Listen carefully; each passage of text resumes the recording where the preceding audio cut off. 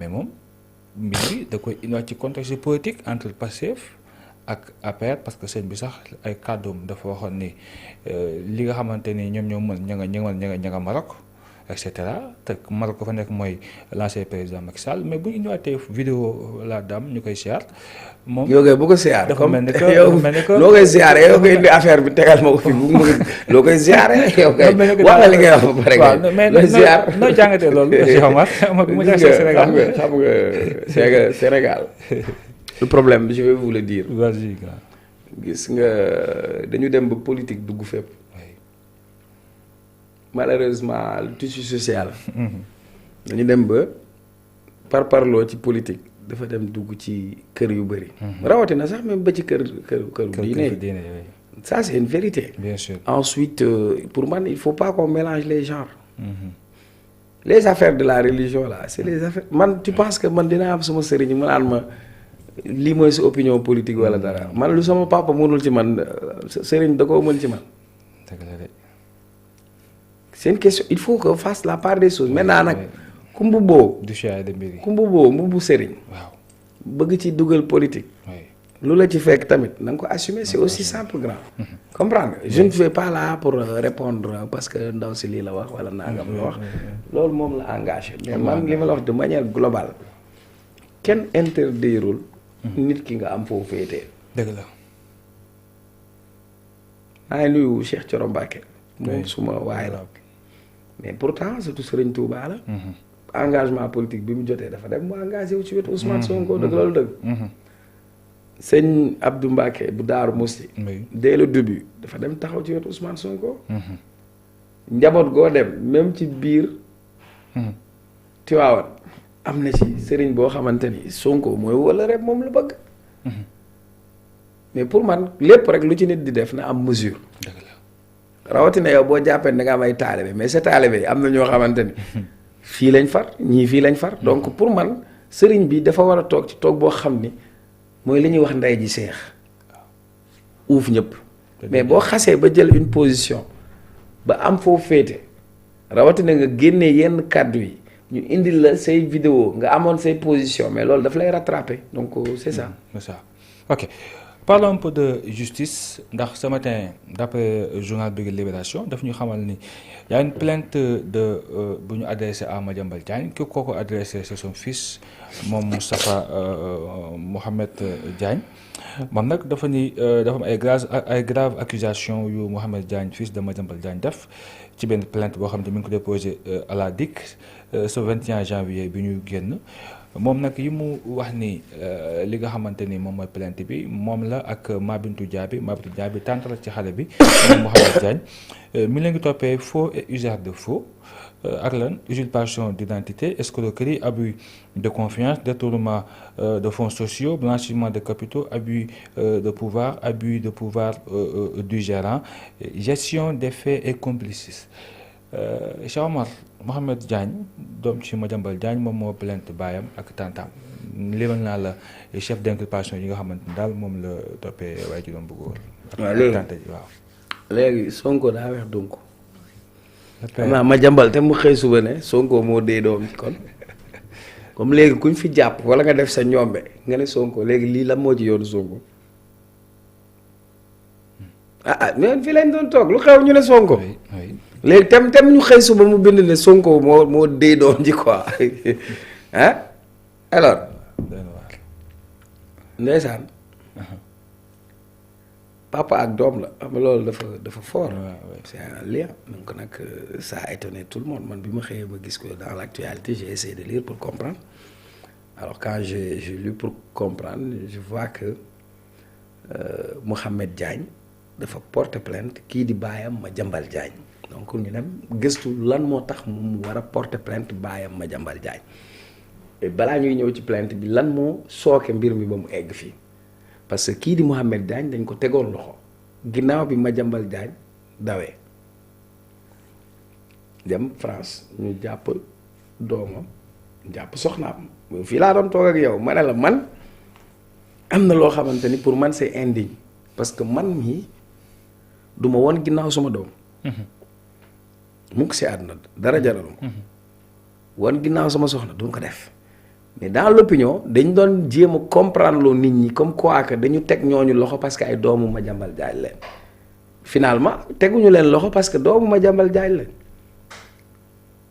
lan moo indi coow li dafa am benn projet bu état wu Sénégal am ak benn groupe français tudd Ellipse Project projet bi lu ñu ci jublu woon mooy tabax ay prison ay tribunaux ak ay hôpitaux lépp soo ko xaymaa mu war a egg ci 68 infrastructures rapport scientifique ñëw bi rapport scientifique ñëwee mu génnee ci Madiambal Diagne ak société yu mu créé ci biir rapport bi bu ñu ko exploité ñu gis ni société yi yii daf ci def turu doomam yii ay turu jabaram looloo taxoon ñu jàpp leen pour complicité et cetera Madiambal dem nañu tey leen ñu def liberté provisoire ñu jox ko bracelet yaakaar naa Madiambal sax moo ko yëgaloon sénégalais yi. match Sénégal la woon xaw ma qualifié Madiambal bind ne libéré nañ noonu donc tey à notre grande surprise on se voit sur ça léegi nag bu ma gisee mbir mi ci moom bi mu génnee moom moo jël de son propre chef pour porter plainte baayam li tax mu porter plainte baayam parce que nee na en terme simple nanguwul naxe parce que tey ci turu société yi nga xam ne ci lañu bind turam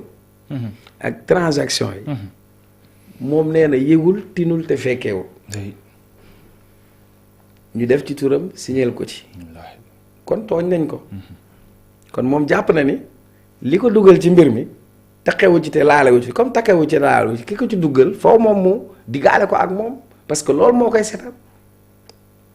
donc su deful noonu il ne sauve pas sa peau mais ensuite il faut montrer que moom dafay collaborer ak justice sénégalaise pour que dëgg feeñ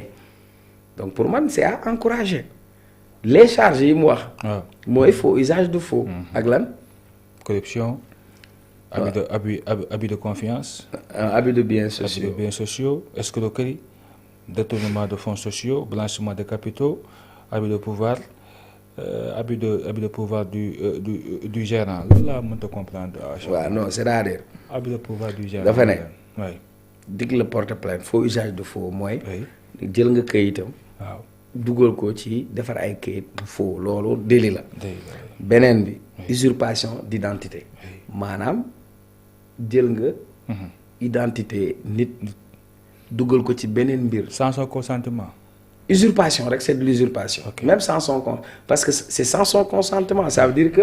il n'était pas au courant. Donc loolu daf ko topp ci loolu. beneen bi mu topp ko ci escroquerie. parce que pour moom am na mbir yoo xamante ni mbiru escroquerie la.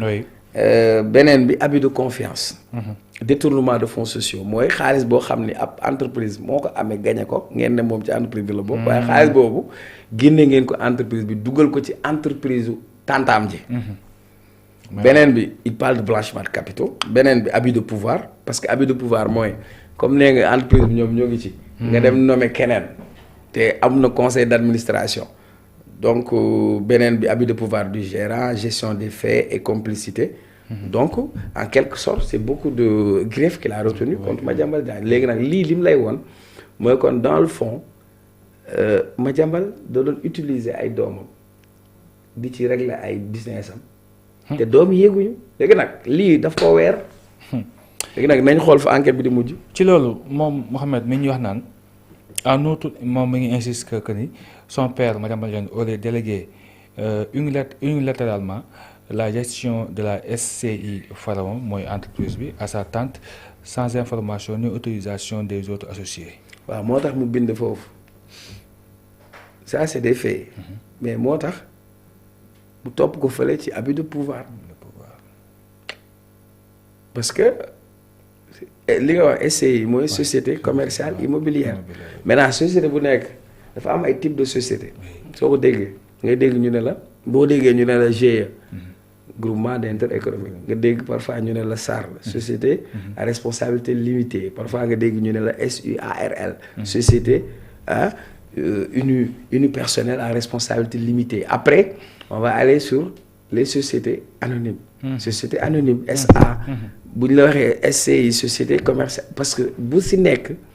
ak formam ak statut am dafa am lu ñuy wax société yoo xamante ni c'est pas les personnes qui importent c'est les actions qui importent am yoo xamante ni c'est la personne moom mooy gën a impacté donc ça c'est un cours de droit commercial donc soo déggatee ñu wax la société anonyme ça veut dire que ici on privilégie les actions ku ëppale action yaa ëppale ay part yaay gérer alors que fële c'est sur la personne donc il y a différents types de sociétés donc maintenant li mu la bëgg a wan mooy dans le montage on a mis en place un dispositif des sociétés écran moo tax il te parle de blanchiment de capitaux jël xaalis fii dugal ko fii lewal ko il te parle d'abus de biens sociaux xaalis boo xam ne dañ jàpp ne entreprise bi moo ko liggéey ñu génnee ko ci compte entreprise dugal ko ci beneen compte maintenant le plus important mooy comme mbir yi dafa nekk enquête lii ça veut dire que c'est un autre rebondissement et dafay am ay conséquences yi muy am moom da am lu ñu ko toppee ba pare loolu taxoon ñu téye ko léegi nag pour seetal deram wane ni moom deful te waxul dugal nañ ci turam bind ci këyitam loolu tax mu porte plainte dafa mel ni tey man ma jël sa carte d'identité ma jël sa carte d'identité dem teg ci ay deal utiliser sa carte d'identité wut sa këyit falsifier sa signature suba nga xëy ñi ñëw jàppale ci yoon te yow yëgoo tino mais di nga jël sa stratégie nga ne man kat defuma ko voilà. acte de courage bi doom ci def parce que c'est pas évident aussi nga. du acte pour man au-delà de acte de courage acte de survie la yow mal xiyam bu affaire yi jotee papa nee lay jaar doom jaar ne le donc pour man loolu la c'est-à-dire du acte de au-delà d'acte de courage tu devrais dire acte de lâcheté bi papa ji def parce que mënoo am sa doom ñu téye ko nga daw bàyyi ko fële loolu mooy premier acte de lâcheté voilà. ci loolu li day tegu ci kaw li nga xam te ne moom la ñuy toppee Madiambal voilà. waaw mais c'est clair daaw daal Madiambal daal moo ñambaadoon ay ñambaanam jàmb si njabootam léegi ñambaat baa ngi noonu mu ngi ci yoon nañu bàyyi ñu xool lan la yoon di xam naa le 4 février xam naa ci lañ jëm ci li nga xamante ne